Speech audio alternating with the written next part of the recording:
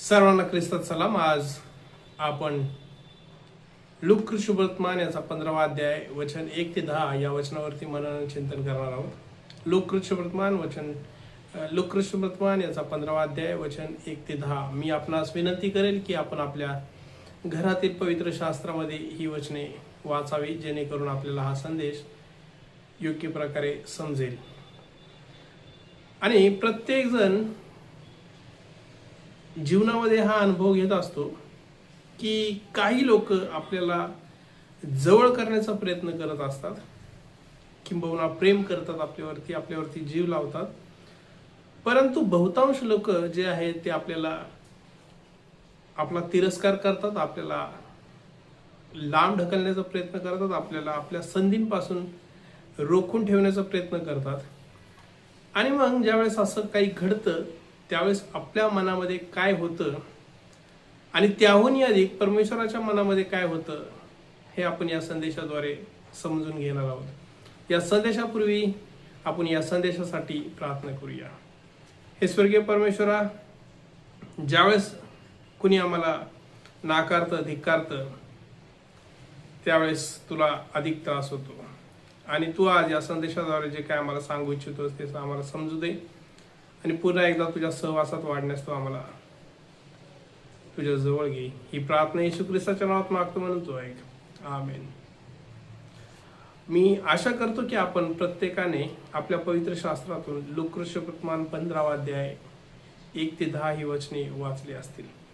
आणि या ठिकाणी आपल्याला महत्वाचं म्हणजे 3 व्यक्तिमत्व दिसत आहेत। एक म्हणजे सदुशी आणि फरोशी, दुसरा म्हणजे येशू ख्रिस्त, आणि तिसरा म्हणजे जकात जे जमा करत होते जकातदार। आणि मग जसं मी म्हटलं की समाजामध्ये नेहमीच चढाओढ लागलेली असते की कोणाला आपण वर घेतोय, कोणाला आपण प्रेम करतोय, आणि त्याहूनही अधिक आपण कोणाचा धिक्कार करतोय, तिरस्कार करतोय। आणि या ठिकाणी हे ज्यावेळेस हे जकातदार येशू ख्रिस्ताकडे आलेले आहेत आणि येशू ख्रिस्त त्यांना शिकवत आहे, त्यांना त्याचा मार्ग सांगत आहे आणि त्यांच्यासोबत बोलत आहे। त्याहूनही अधिक त्यांच्यासोबत तो जेवण करत आहे। आणि एखाद्याबरोबर जेवण करणे म्हणजे त्याबरोबर आपली प्रीती असणे, आपला त्याच्याबरोबर सलोखा असणे, आपले त्याच्याबरोबर जिव्हाळ्याचे संबंध असणे। त्याच वेळेस आपण एखाद्याच्या घरी किंवा एखाद्याच्या समारंभाला जेवणासाठी जातो। आणि जर आपला एखाद्याशी वैर असेल किंवा आपल्या एखाद्याशी पटत नसेल त्याच्या कार्यक्रमाला, आणि त्याहूनही अधिक जर आपण कार्यक्रमाला गेलो तर आपण त्याच्या पंक्तीमध्ये जेवत नाही। परंतु या ठिकाणी येशू ख्रिस्त या जकातदारांच्या, ज्यांना समाजाने तुच्छ असे लेखलेलं होतं, ज्यांचा समाज धिक्कार करत होता, अशा लोकांच्या घरामध्ये येशू ख्रिस्त जाऊन भोजन करत आहे। आणि त्यावेळेस हे सदुशी आणि फरोशी असे म्हणतात की हा स्वतःला देवाचा पुत्र म्हणून घेतोय, हा या दूषित लोकांबरोबर, या पापी लोकांबरोबर संभाषण करतोय, त्यांना शिकवतोय आणि त्याहूनही अधिक त्यांच्या घरामध्ये जाऊन जेवण करतोय त्यांच्यासोबत। आणि मग या जकातदारांना असं का म्हटलं होतं की हे पापी लोक आहेत, हे तुच्छ लोक आहेत। आणि फरोशी आणि सदुशी हे स्वतःला उच्च समजत होते, परंतु या जकातदारांना तुच्छ लेखत होते। आणि हे जकातदार त्यावेळेस देखील यहुदाई समाजाचे होते, हे ज्यूइश होते। आणि असं असताना देखील त्यांचीच लोक त्यांचा धिक्कार करत होते, तिरस्कार करत होते, त्यांना अशुद्ध मानत होते। कारण की त्यावेळेस रोमी सरकारचं राज्य होतं आणि रोमी सरकारमध्ये अनेक प्रकारचे कर लादलेले होते, अनेक प्रकारचे टॅक्सेस त्या ठिकाणी लावलेले होते। आणि रोमी सरकार या टॅक्सेसचा लिलाव करायचा आणि तो लिलाव हे लोक घेत होते आणि त्याच्यानंतर ते सब लीज केलं जात होतं। हे 5-5 वर्षाचे टेंडर काढले जायचे रोमी सरकारकडनं, आणि हे टेंडर एखादा मनुष्य घेत होता जो यहुदी होता, त्याच्याकडनं यहुद्यांकडे ते सुपरविजनला तो माणूस ठेवत होता। आणि सुपरविजनच्या खाली नौकर होते जे या टोल बूथवरती बसून टोल टॅक्स जमा करत होते. आणि त्यावेळेस अनेक प्रकारचे टॅक्स होते. प्रत्येक व्यक्तीला टॅक्स होता. सिटी टॅक्स होता. या शहरातून त्या शहरात जर तुम्ही चालले तर तुम्हाला टॅक्स भरावा लागत होता. तुम्ही माल जर वाहून घेऊन चालले त्याला देखील टॅक्स होता. एखादी गाडी जर तुम्ही घेऊन चालले आणि त्या गाडीला जितके चाक आहेत, जेवढ्या टायर आहेत, त्या टायरच्या हिशोबाने टॅक्स लावला जात होता. समजा तुम्ही शेती करत नाही परंतु तुम्ही मासेमारी करता तर तुम्हाला त्या तुमच्या व्यवसायावर देखील टॅक्स भरावा लागत होता. अनेक प्रकारचे टॅक्स होते आणि या टॅक्समुळे जनता जी त्रस्त झाली होती आणि जनता निराश झाली होती, हताश झाली होती, पण काही करू शकत नव्हते.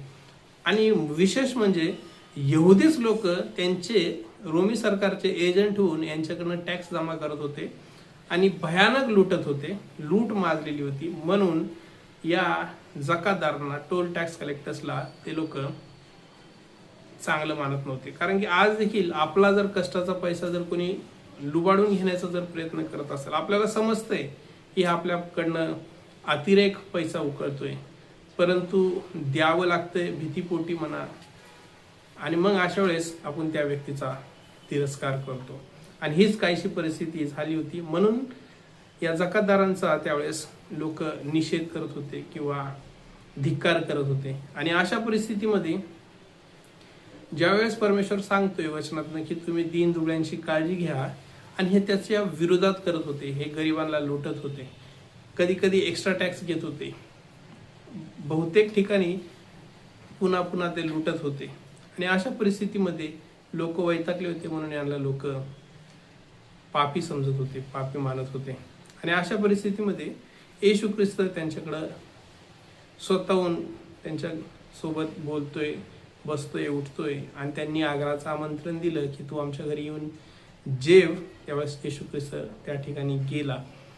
कारण की जरी देखील फरिसी आणि सदुशींना नियमशास्त्र माहिती होते, परंतु ते हे विसरून गेले होते की देवाचा पुत्र शोधाव्यास आणि ताराव्यास आलेला आहे. जे हरवलेले आहेत, जे पापात आहेत, जे देवापासून दूर निघून गेलेत, त्यांना देवाचा पुत्र शोधाव्यास आणि ताराव्यास आला आहे. हे सदुशी आणि फरिसी हे विसरून गेले होते. आणि मग या ठिकाणी परमेश्वर येशू ख्रिस्त दाखल्याद्वारे त्यांना समजून सांगत आहे की पहिला जो दाखला आहे की तो या ठिकाणी की मेंढरू हरवलंय. आणि मेंढरू हरवलंय आणि 100 मेंढरापैकी एक मेंढरू हरवलंय. आणि कल्पना करू शकता की हरवणे म्हणजे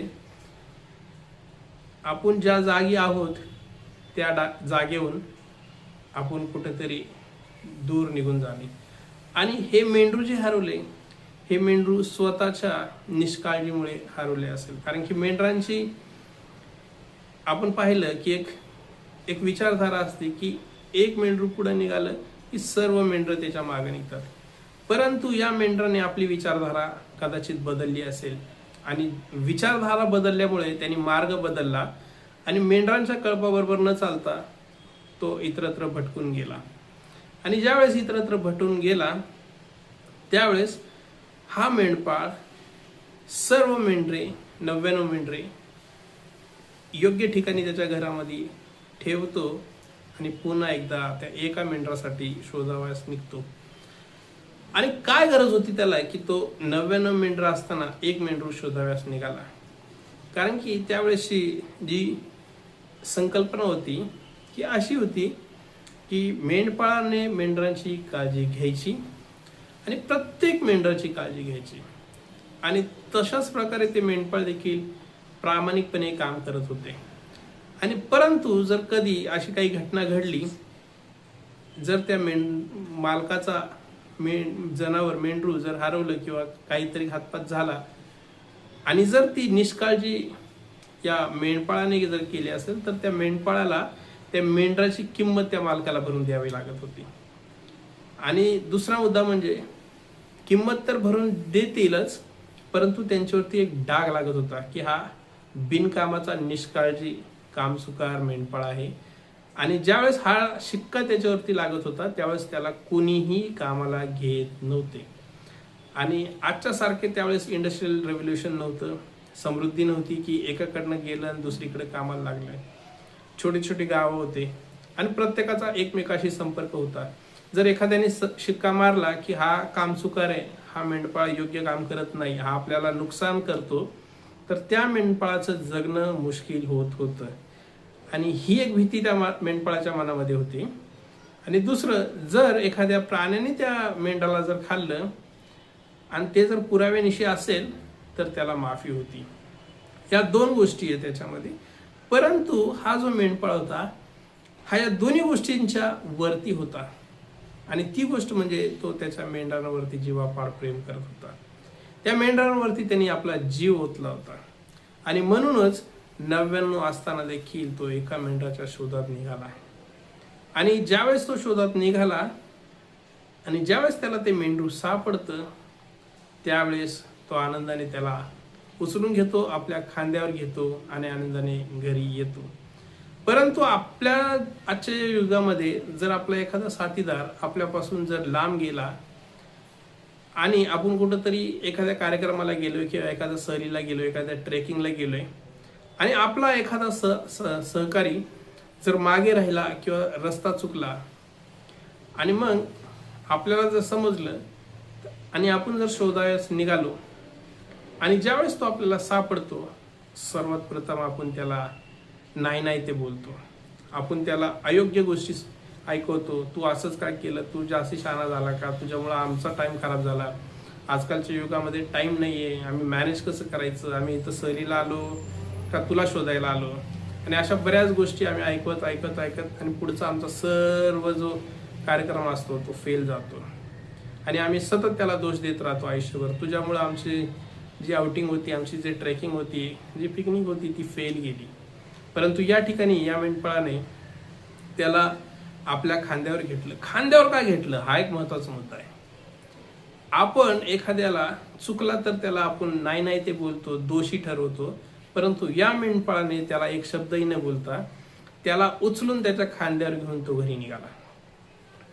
विशेष म्हणजे मेंढरांची ही जी जात असते त्या जातेमध्ये त्या मेंढरू जर खाली पडलं आणि ते जर उलट झालं तर त्याच्या बोन्समध्ये आपण म्हणू शकतो की हवा तयार होते, हवा अडकून बसते आणि त्याच्यामध्ये त्याला सरळ होण्याची किंवा चालण्याची शक्ती राहत नाही. तो आधीच घाबरलेला असतो आणि तशा परिस्थितीमध्ये जर तो उलटा झाला तर त्याला पुन्हा एकदा सरळ होऊन चालण्यास शक्ती राहत नाही. आणि अशा परिस्थितीमध्ये तो त्याला धीर देतो, त्याला उचलून घेतो आणि त्याला खांद्यावरती घेऊन पुढं येतो. परंतु आपला मित्र जर एखादा रस्ता चुकला तर आपण त्याला धीर देण्याच्या ऐवजी आपण त्याला अनेक गोष्टींनी ऐकवतो आणि आयुष्यभर दोष देत असतो. आणि परंतु या ठिकाणी त्याला तो घेऊन आला घरी आणि त्याने प्रत्येकाला बोलवून सांगितलं की आज माझ्या घरामध्ये मेजवानी आहे, माझं जे मेंढरू हरवलं होतं ते सापडलंय. परंतु आपण काय करतो, आपण आयुष्यभर त्या मित्राला, त्या सहकार्याला पोसत असतो. परंतु हा जो खरा मेंढपाळ आहे, हा जो परमेश्वर आहे, हा शोधतो आणि आनंद करतो. आपण काय करतो, आपण शोधतो आणि तिरस्कार करतो. येशू ख्रिस्त शोधतो आणि आनंद करतो. परमेश्वर करू आपण प्रत्येक जण आपल्या जीवनामध्ये येशू ख्रिस्तापासून आपल्या स्वार्थासाठी हरवलेलो आहोत आणि परमेश्वर आपल्याला नेहमी शोधायला येतो आणि नेहमी आपण त्याच्या संगती लपंडाव खेळत असतो. परमेश्वर ज्या वेळेस आपल्याला शोधायला येतो आपण मुद्दामून आपली जागा बदलतो. परमेश्वर करू आपण पुन्हा एकदा त्याच्या हाती आपल्या स्वतःला समर्पित करूया आणि आपलं जीवन परमेश्वराच्या मार्गाने, त्याच्या इच्छेने आणि त्याच्या योजनेने चालण्यास आपण स्वतः देखील त्याला सरेंडर होऊया, समर्पित होऊया. परमेश्वर करू आपल्या प्रत्येकाला त्या मेंढरासारखं परमेश्वर घेऊन, खांद्यावर घेऊन हर्षाने उल्हासाने प्रत्येकाबरोबर साजरा करण्यास तयार आहे. काय आपण त्याच्याबरोबर जाण्यास तयार आहोत का? परमेश्वर करू आपल्या प्रत्येकाला तयार करू. मे the good Lord bless us all. I would request you to please like, share and subscribe my channel. Thank you.